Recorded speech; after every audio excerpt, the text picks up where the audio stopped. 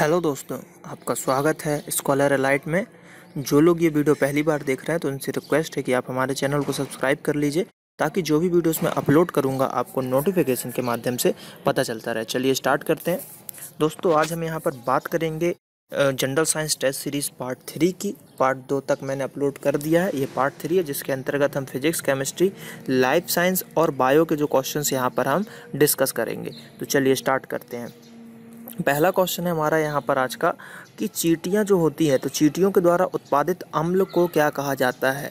ठीक है, या तो चींटियों के द्वारा उत्पादित अम्ल या फिर चींटियों के डंक में पाया जाने वाला जो एसिड होता है वो कौन सा होता है। इस टाइप के क्वेश्चन आते हैं।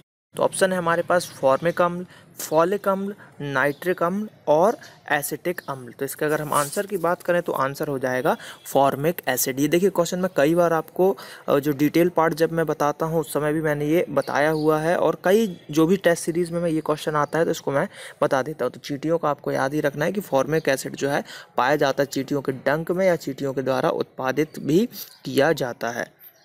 अगला क्वेश्चन देखते हैं कि अगला क्वेश्चन है हमारे पास कि मानव शरीर में सबसे बड़ा आंतरिक अंग कौन सा होता है। ठीक है, सबसे बड़ा इंटरनल ऑर्गन की बात की जा रही है। तो पहला ऑप्शन है बड़ी आंत, फिर है गुर्दा, फिर है हृदय और फिर है आपका यकृत यानी कि लिवर। तो इसका आंसर जाएगा आपका लिवर। लिवर जो है हमारा अंदर अगर बात करें हमारे शरीर के अंदर तो सबसे बड़ा भाग, सबसे बड़ा अंग जो है हमारे शरीर का अंदरूनी अंग, उसको हम लिवर बोलते हैं। क्या बोलते हैं? लिवर बोलते हैं। चलिए अगले क्वेश्चन की तरफ बढ़ते हैं। तो नेक्स्ट क्वेश्चन है हमारे पास कि इनमें से कौन सा ब्लड ग्रुप असामान्य है। इनमें से कौन सा ब्लड ग्रुप जो है आपका असामान्य है। ऑप्शन है आपका A B negative, O positive, A positive और बी पॉजिटिव। तो देखिए जैसा कि दिख रहा है आपको ओ पॉजिटिव, ए पॉजिटिव और बी पॉजिटिव तो इजीली अवेलेबल हो जाता है, लेकिन ए बी नेगेटिव जो है आपका रेयर रहता है, बहुत कम लोगों को मिलता है आपका ए बी नेगेटिव। अगला क्वेश्चन है कि गोबर गैस में प्रधान रूप से कौन सी गैस होती है, यानी कि जो गोबर गैस है तो उसमें कौन सी गैस होगी प्रधान रूप से। इंपॉर्टेंट गैस तो जैसे कार्बन है, मीथेन है, ईथेन है और प्राकृतिक वायु है। तो मेनली अगर गोबर गैस की बात करें तो उसमें रहता है आपका CH4 यानी कि मीथेन, तभी वो जो है जलता है। अगला क्वेश्चन है कि विश्व हेपेटाइटिस दिवस कब मनाया जाता है। ठीक है, विश्व हेपेटाइटिस दिवस कब मनाया जाता है। तो अगर हम बात करें विश्व हेपेटाइटिस दिवस बनाने की तो ऑप्शन है आपके पास 17 जुलाई, 27 जुलाई, 29 जुलाई और 28 जुलाई। तो इसका आंसर हो जाएगा 28 जुलाई। 28 जुलाई को विश्व हेपेटाइटिस दिवस को मनाया जाता है। अगला क्वेश्चन है हमारे पास कि इसरो से क्या तात्पर्य है, यानी कि इसरो का यहाँ पर फुल फॉर्म पूछा जा रहा है आप लोगों से। तो इसरो का फुल फॉर्म की अगर हम बात करें तो देखिए ऑप्शन है हमारे पास Indian space research organisation, international space गलत हो गया, इंडियन स्पॉन्सर गलत हो गया, इंडियन स्पेस रिक्रूटमेंट गलत हो गया। तो इसका जो आंसर है ऑप्शन ए है इंडियन स्पेस रिसर्च ऑर्गेनाइजेशन। तो आज का यहाँ पर पहला क्वेश्चन है हमारा कि इसरो का हेड क्वार्टर कहाँ है, वो आपको कमेंट करके बताना है। तो ज़्यादा से ज़्यादा लोग कमेंट करके इसका आंसर जरूर दीजिए। तो इसरो का हेड क्वार्टर जो है कहाँ पर है आपका बताना है कमेंट करके। अगला क्वेश्चन है हमारे पास कि निम्न में से प्राकृतिक चयन के होने के लिए सबसे पहले आवश्यक शर्त कौन सी होती है। ठीक है, नेचुरल सिलेक्शन के लिए ऑप्शन है अनुवांशिक या विभिन्नता, अलगाव या फिर स्थानांतरण या फिर लक्ष्य प्ररूपी विभिन्नता।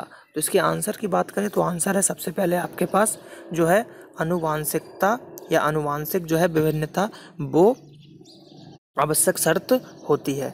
अगले क्वेश्चन की तरफ बढ़ते हैं। तो नेक्स्ट क्वेश्चन है हमारे पास कि निम्न में से बिस्मांगी मिश्रण को पहचानिए, यानी कि बिस्मांगी मिश्रण की यहाँ पर बात की जा रही है। तो देखिए ऑप्शन है हमारे पास रुधिर प्लाज्मा, दूध या फिर इसकी बात करें हम पीतल की और मृदा की। तो इसके आंसर जो होगा आंसर होगा सॉइल। क्या होगा आंसर? सॉइल। सॉइल जो है एक बिस्मांगी मिश्रण है। अम्लराज की संरचना कैसी होती है। देखिए अम्लराज में दो एसिड होते हैं, एक H2SO4 होता है और एक HCl होता है। अम्लराज जो है ये एक्वा रेजिया भी इसको बोला जाता है, और इसमें क्या है कि सोना वगैरह जो है गल जाता है। ठीक है, तो यहाँ पर उसका रेशो पूछा गया। तो उसके अगर हम रेशो की बात करें तो उसका जो रेशो होता है, ठीक है, उसका रेशो होता है 1:3। अब देखिए इसमें जो है 1:3 जो दिया हुआ है, यानी कि एक है HNO3 का और 3 है HCl का। तो कभी कभी देखिए क्वेश्चन कैसा पूछेगा, क्वेश्चन आपसे पूछेगा कि आप रेशो बताइए HCl रेशो HNO3 का। ठीक है, मतलब जो इसका जो आंसर होता है मतलब HNO3 जो होता है, तो HNO3 जो होता है आपका, तो वो 1 भाग होता है और HCl जो होता है वो कितना होता है, वो 3 भाग होता है। तो कभी कभी पलट के पूछ लिया जाता है कि HCl, ठीक है, HCl और रेशो HNO3 का बताइए, तो इसमें आंसर क्या हो जाएगा, 3:1 हो जाएगा। तो ये ज़रूर ध्यान रखिएगा, लोग पढ़ लेते हैं कि 1:3 है, लेकिन यहाँ पर जो है गलती कर बैठते हैं, ठीक है। तो इसका जो पहला ऑप्शन था कि H2SO4, तो वो तो होगा नहीं।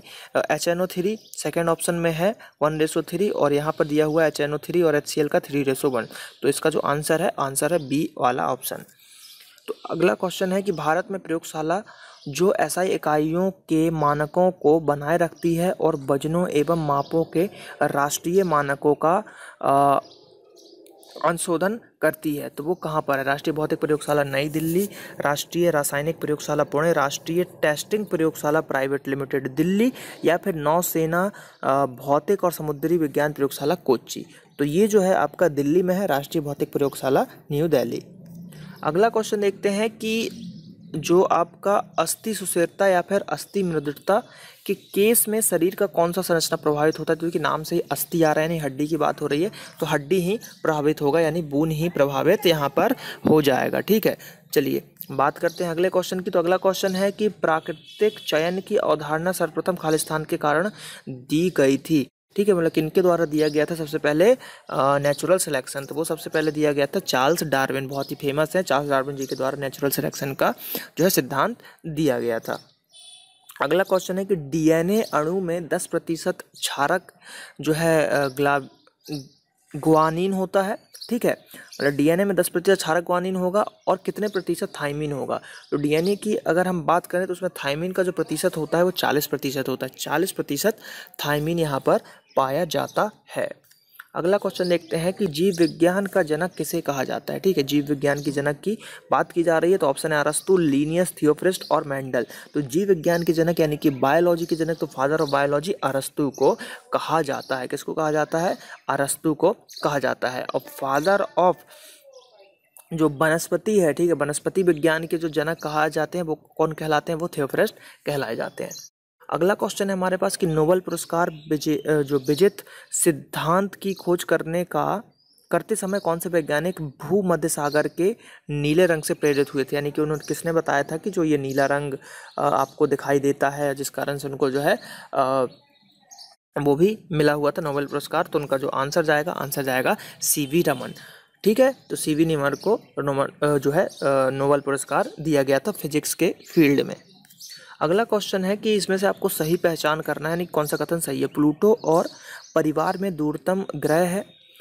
धूमकेतु की पूंछ हमेशा सूर्य से दूर निर्देशित होती है। 21 जून को सूर्य ठीक पूर्व में उगता है और सूर्य की पृथ्वी से दूरी 8 प्रकाश वर्ष है। तो यहाँ पर सही कथन की बात करें तो सही कथन है कि धूमकेतु जो होता है उसकी पूंछ हमेशा सूर्य से दूर निर्देशित होती है, ठीक है, ये चीज़ आपको याद रखना है। अगला क्वेश्चन है कि सभी जीवित प्राणियों के लिए ऊर्जा का परम स्रोत सूर्य है, ठीक है, बनी सी बात है, सूर्य है।